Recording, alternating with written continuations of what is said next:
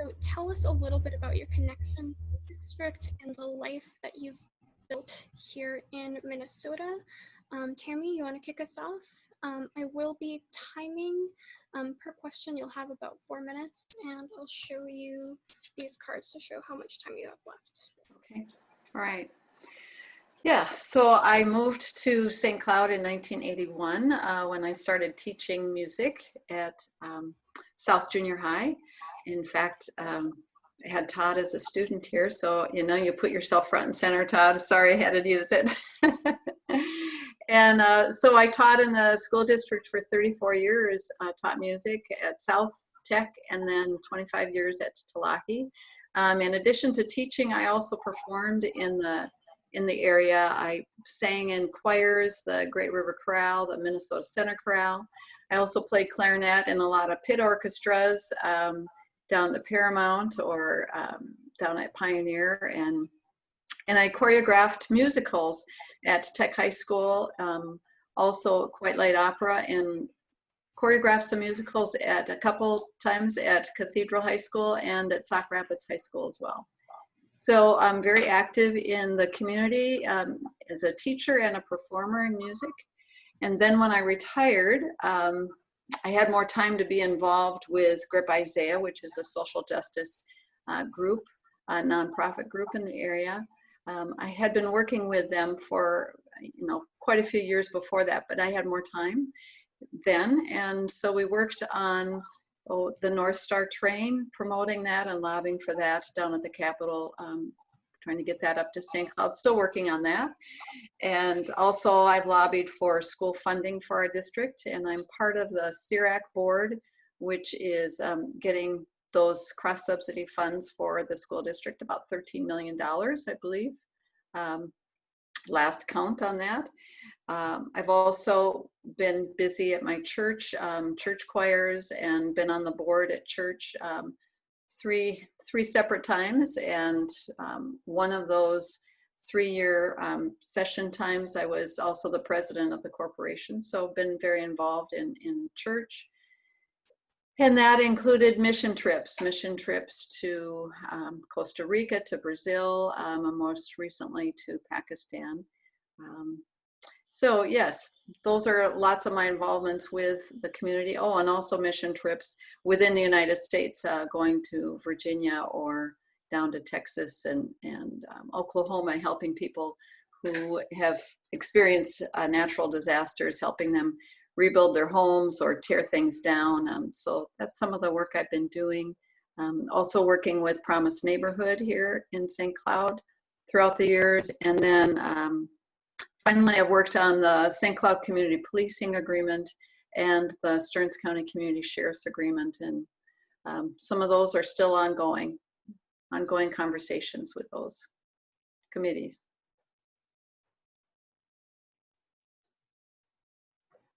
Thank you, Tami. And Aric, same question. Tell us about your connection to the district and the life that you've built here.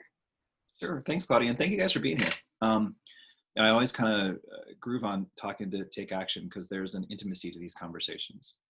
It seems to me that that's part of what Take Action is about, is honesty and authenticity.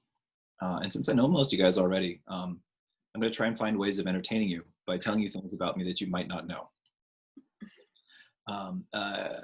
It starts off by, I'm from San Francisco, the Bay Area. I grew up in East San Jose, which is a predominantly Latinx area. I was never in a school that was less than 95% Mexican American until I went to college.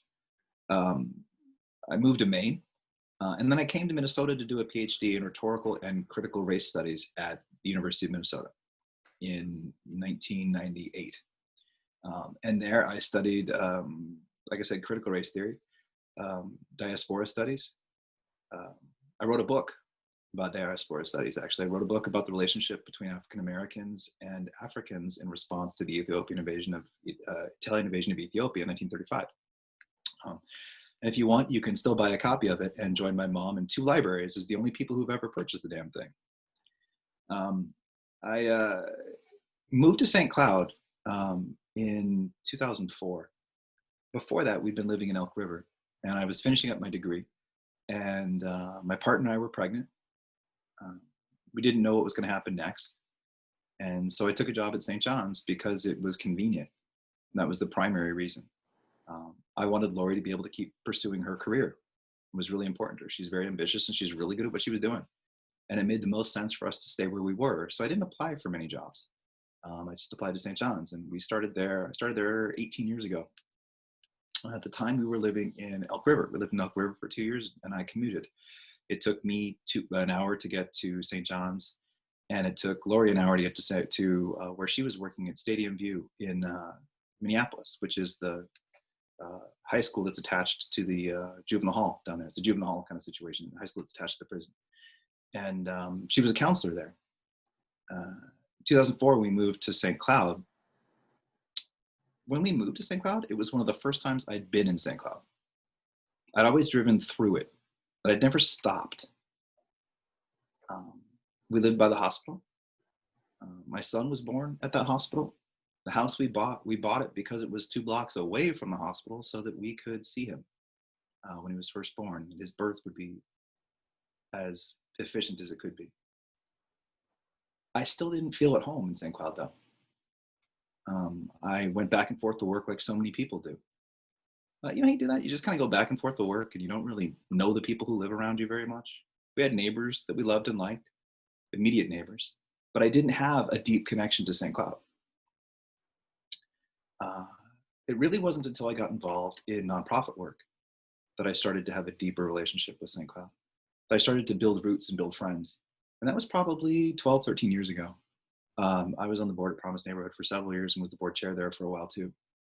I was also on the board of a nonprofit that specializes in culturally sustaining mental health work. And it was funny, so it was through this volunteer work that I started to have a deeper appreciation of where I lived. But it wasn't just the place, it was people too. And for me, that was the key. Part of why I got into politics is similar in that the more I got out of the silo that I was living in, the more I appreciated the place that I was living in and the people I was living in it with. So that's my relationship to the district. It's with people now. You know, I'm still on 4 nonprofit boards. I volunteer in the public schools. Every spring break, I donate my spring break to the public schools and I teach a class. I adopt a class and teach it during spring break. I've written curriculum for the St. Cloud Public Schools. I've done professional development around issues of race and democracy all around Minnesota, but especially in our area. So I think that I would say that my connection with this community is about relationships and about the people I know now, the people I care about now. I don't play hockey. I don't hunt. I'm not culturally Minnesotan, but I have deep friends whom I care about a great deal here, and this is my home. Thank you so much, Aric. Our next question is pretty simple. What inspired you to run for elected office? Tami? All of the work that I was doing in the community has always meant a lot to me. And I'm curious about people's stories. I like people, you know, listening to stories. And I also like the idea of making policy changes to help people. When I started getting involved in Isaiah, I liked the comparison of social justice and charity work compared to like charity work being like the aspirin you take if you have a headache, but social justice is the why do you have a headache in the first place, and you know, going to see doctors, you know, to find out why that's happening, or the adage of, you know, you're pulling someone out of the river, but social justice is why are they falling in the river in the first place. So I like that idea, and that rings more true to me, social justice, that part of it. So that's been my work in the community. And then when I was asked to run, I thought, well, maybe this is the door that's opening. I had already been talking to organizers in Isaiah, and they said, I think you're you're ready for another step, something new in leadership, but we didn't know what that was. And so when I was asked, I thought, well, this is the door that's opening. And I do like being down at the Capitol. I like the energy that's down there. So I feel good about that. I feel good that I can do some help and change some policies and make lives better by doing this work and being down there. I suppose I had more time, don't I?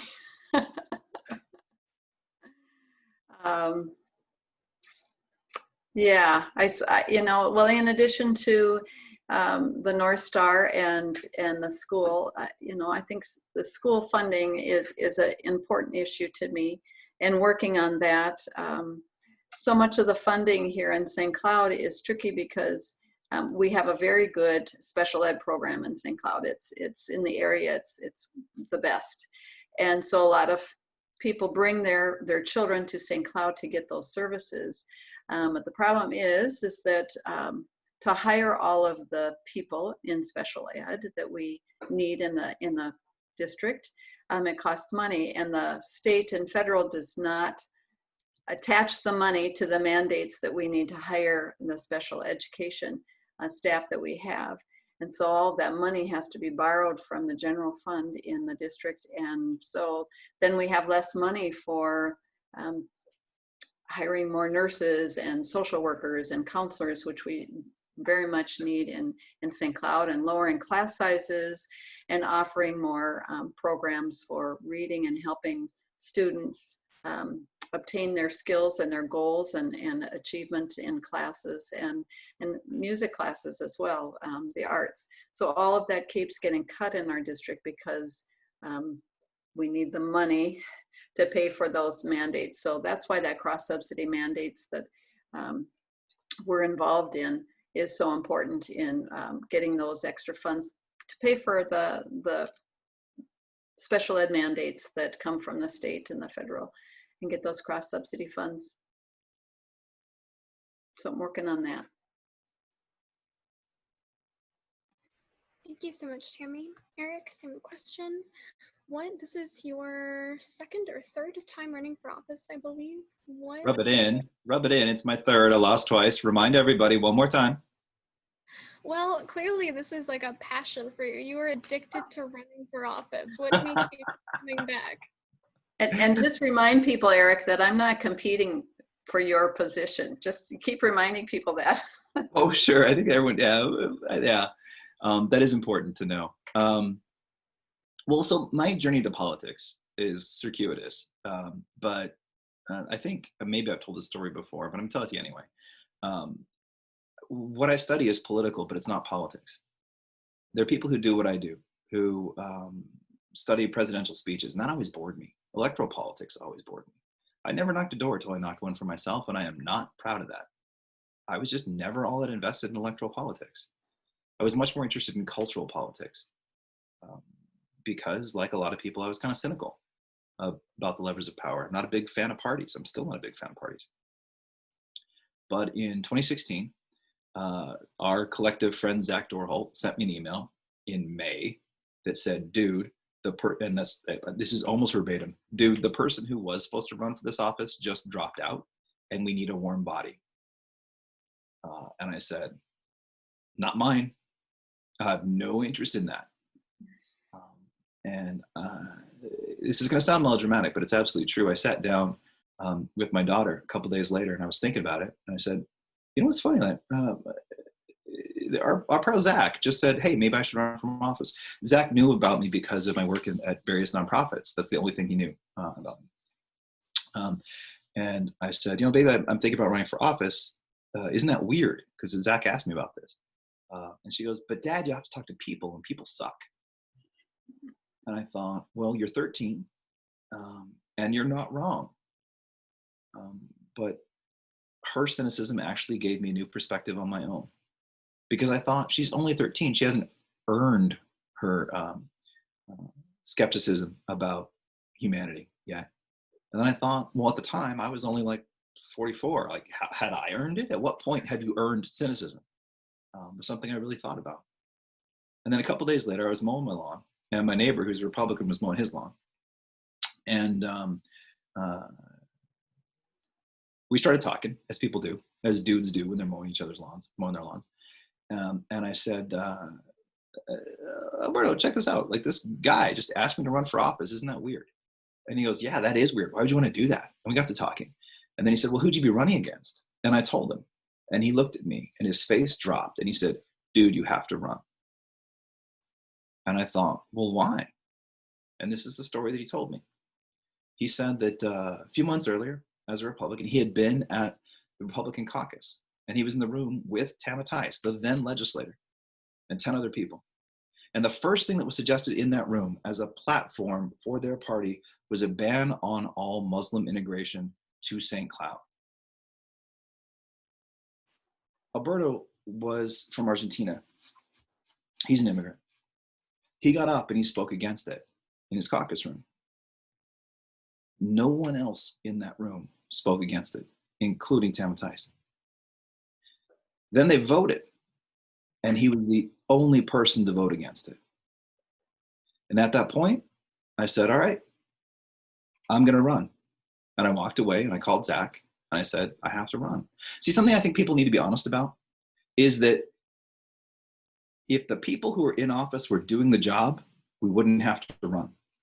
We'd find other ways of being political and making change. But we have to be honest and say straight up, and Tami and I know this incredibly clearly today because we had a debate today and we saw the most phenomenal evidence of incompetence and racism and foolishness in our opponents. We have to acknowledge the fact that we're running. Part of why we're running is because other people aren't doing the job.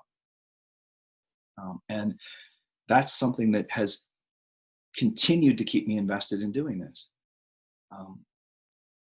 I'll be totally honest with you. If other people, the people in office, were doing this job well, with our values, with the things that we care about front of mind, I would be home playing video games with my kids. But they're not. And so I'm going to step up, and we all need to step up.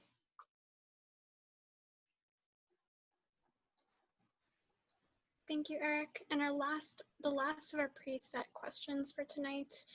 What have you learned about yourself and about Minnesota throughout your campaign? Tami? Yeah. Well, early on, having to learn to be tough-skinned and yet not lose my integrity and lose my authenticity and lose who I was.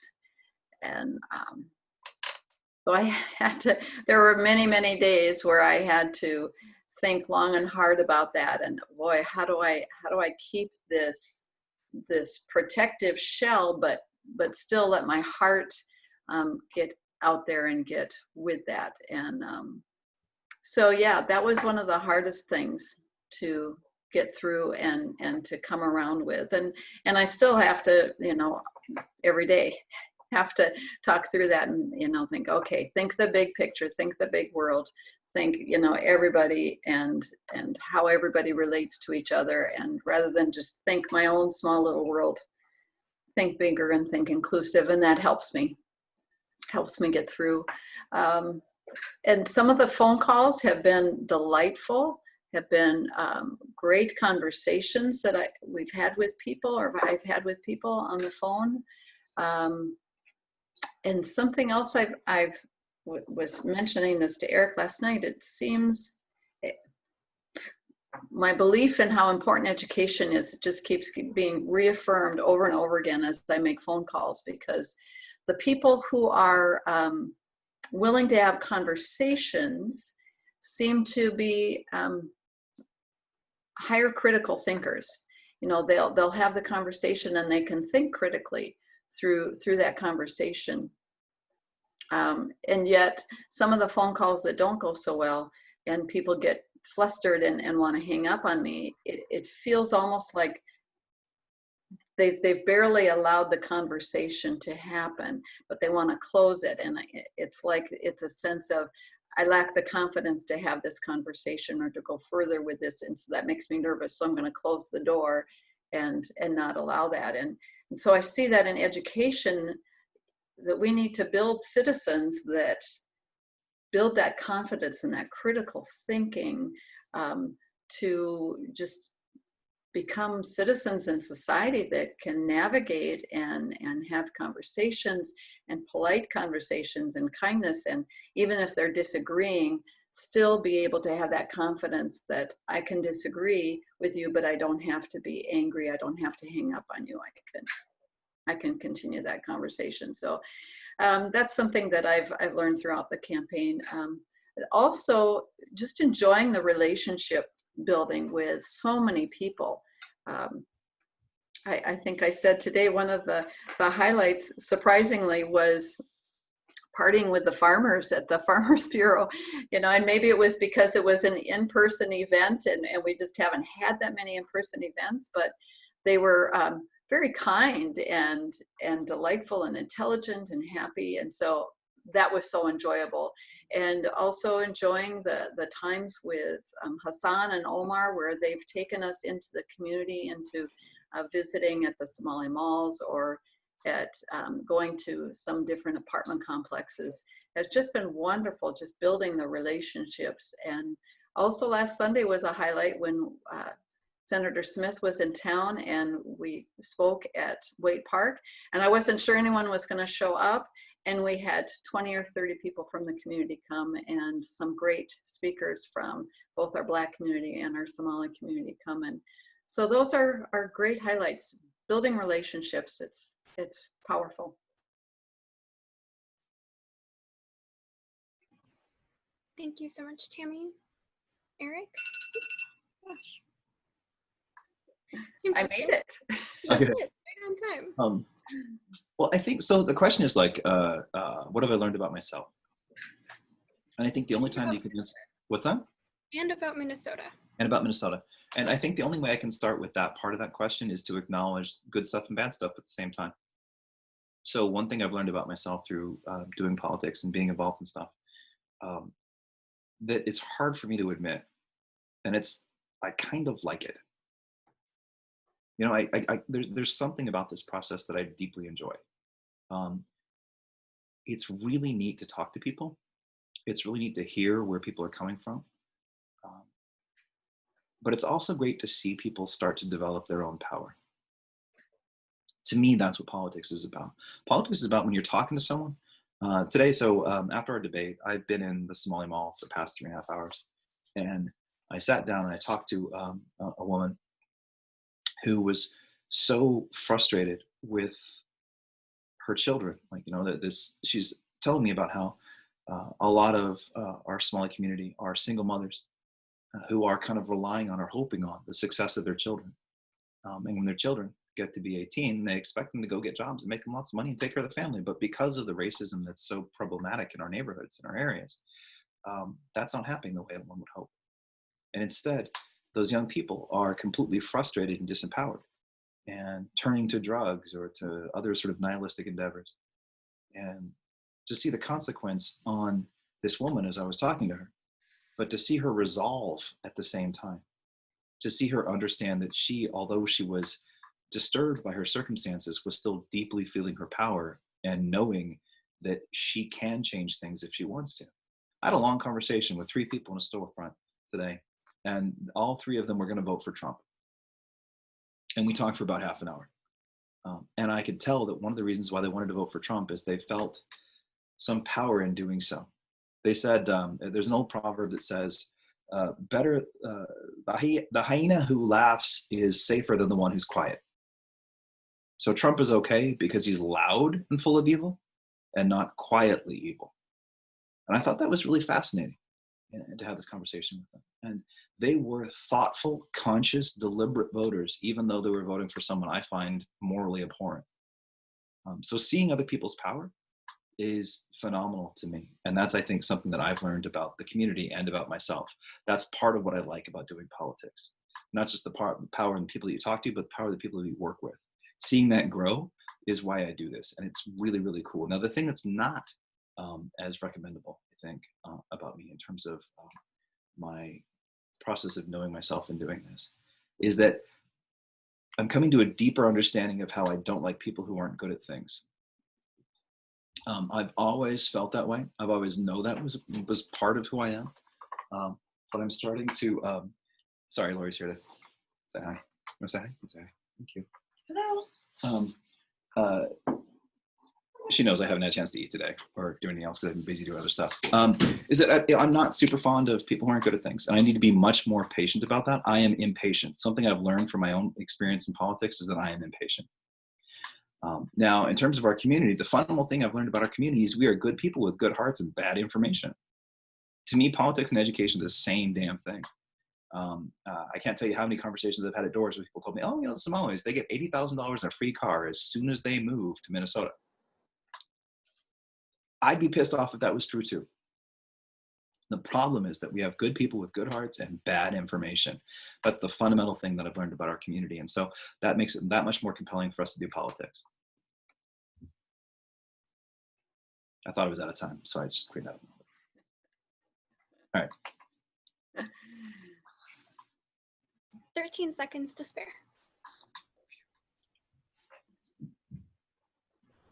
So we did have a Q&A session planned for tonight. There we go. There's my 13 seconds.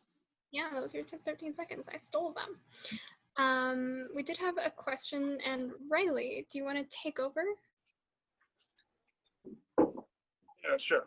So I just had a question about fairless transit. So I'm curious, do either of you support fairless transit? And if you do, how do you think it's best implemented? I missed part of it. I heard transit, but I didn't hear the other part. Fairless. Wireless? Fairless. Without fare, cost, free. Oh, okay. Oh, all right. Fairless. Go ahead, Aric, if you're ready. I'm going to get my head around this. No, I think it's awesome. I think it's absolutely a brilliant idea. And the funny thing about it is that my understanding is that by and large, Metrobus has experimented with that over COVID. And if we can do it now, we can do it all the time.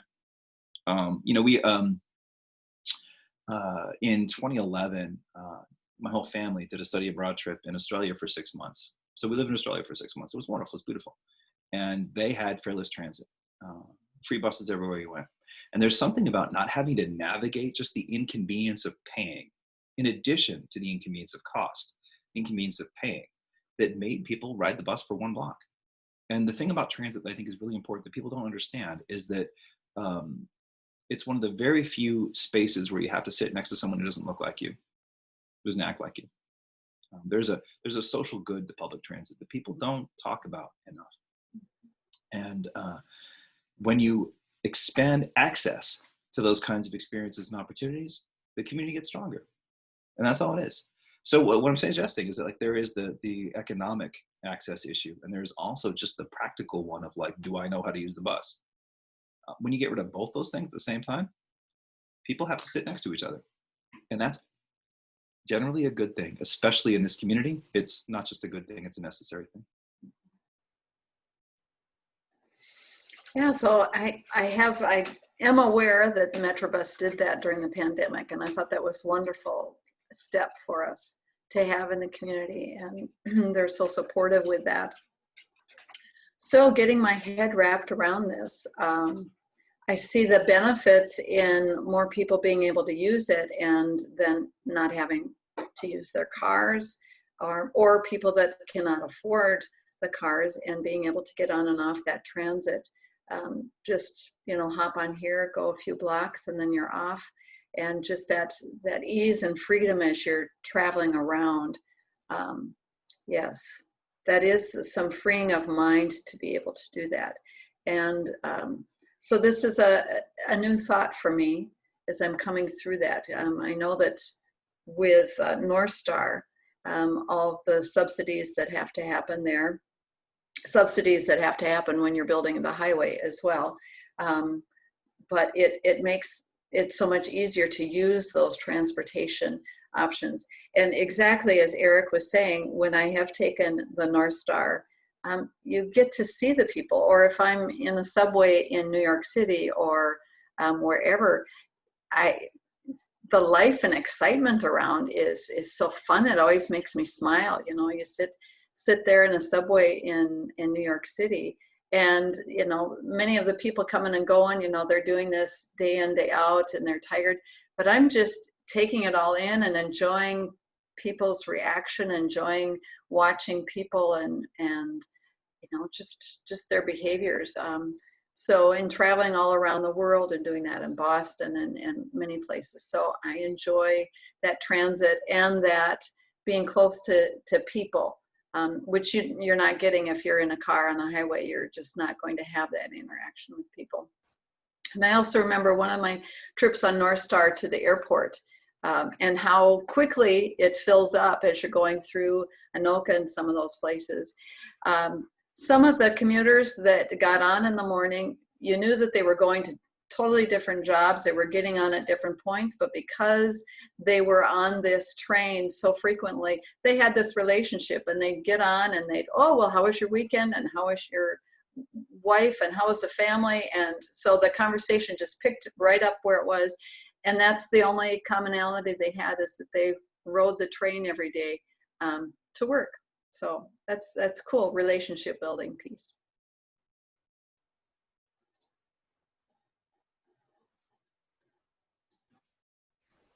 I love that. I love public transit as the opening scene of Beauty and the Beast, the Disney animated classic. Do we have any other questions? I have a comment, since we're in a small group amongst friends here. Yeah. More than a question. Aric said it was only his family that has purchased his book, and that is incorrect.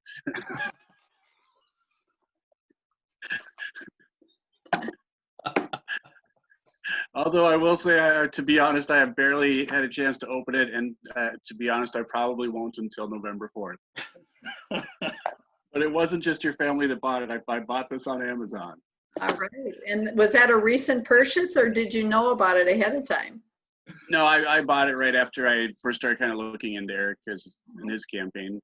All right. It doesn't really matter. I still get 3 cents either way.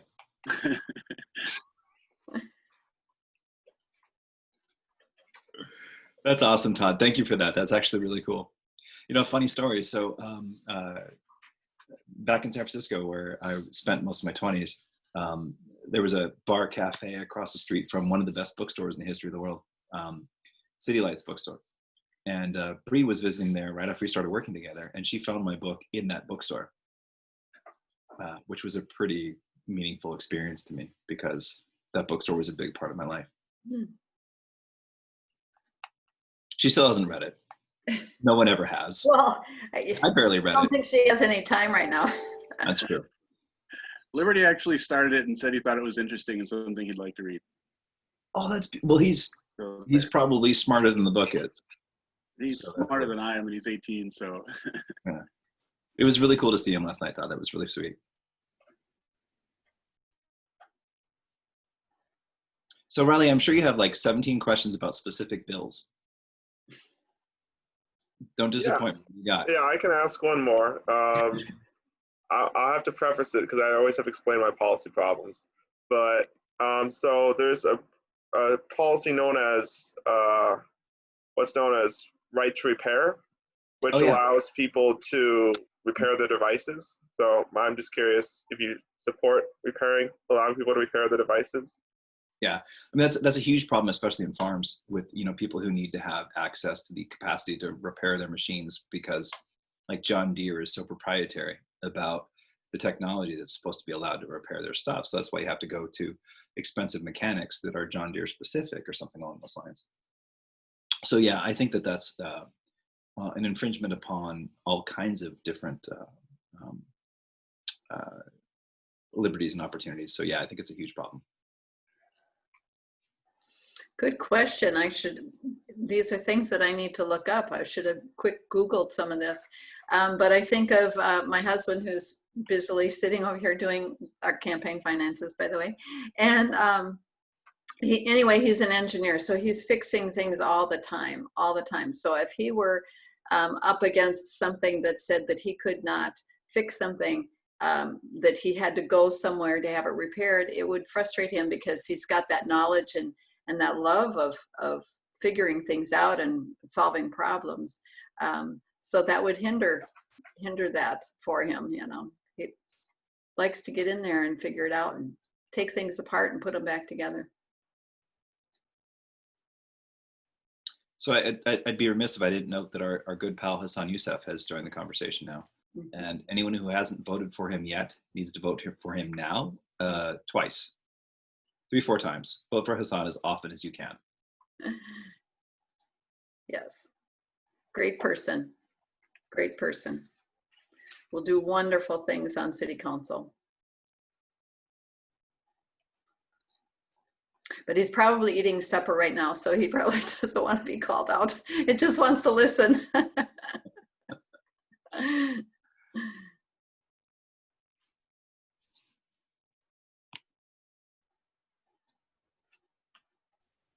Other questions? You have another one?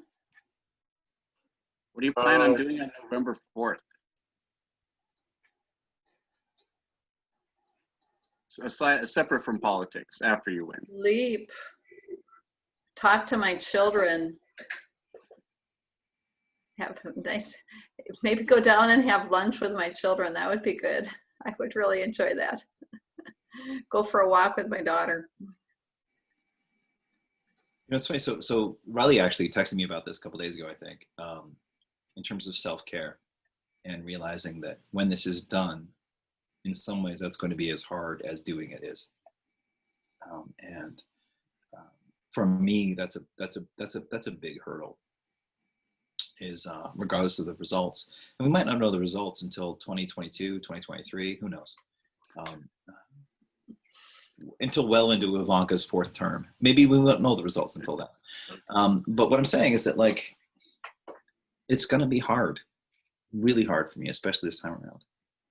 I have so much love for the people I've been working with for so long on this project that it's going to be hard to think about that ending. So that next day, I'm going to try to find a way to think about what's next, independent of what's next. And that's always a challenge. So I think I'll probably play video games with my son. I think that's what I'm going to be doing. Mm-hmm. That's a nice combination of mindless and meaningful at the same time. Mm-hmm. Mm-hmm. Definitely. Yeah, it's pretty heartbreaking to have your children call and you're in the middle of calls to voters, or you've got something else coming up, or you know, and your children call, even though they're adults. You know, my children are in their 30s, but still, there's still that tug. They're your children, and you want to talk and listen to them, and so it's hard to say, I have to call you back. So yeah, I look forward to not having to tell them that.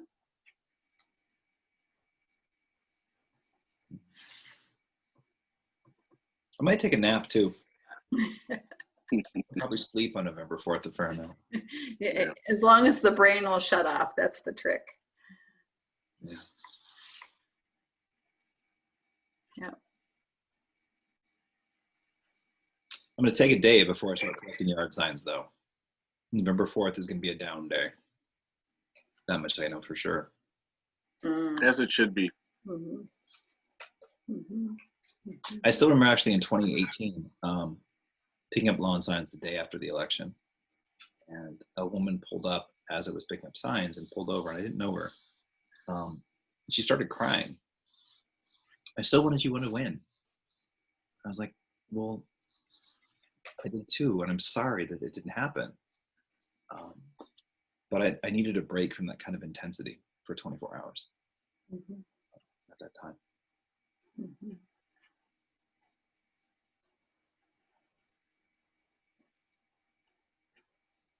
But I do hope to continue some of the friendships we've developed on the campaign, you know, the campaign team, and, you know, all the way across the country in Seattle and just across St. Cloud into, you know, Wade Park and other places. So I hope to continue relationships, good relationships.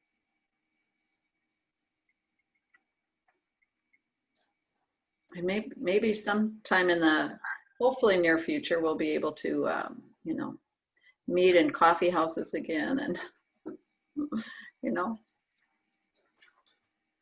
more easily. Yeah. It would be nice. I feel like I've seen Aric's bookcase way too many times. I haven't seen it enough. Most of his books have never been read. That's Reading a book, that'll be good too. Oh yeah. Yep.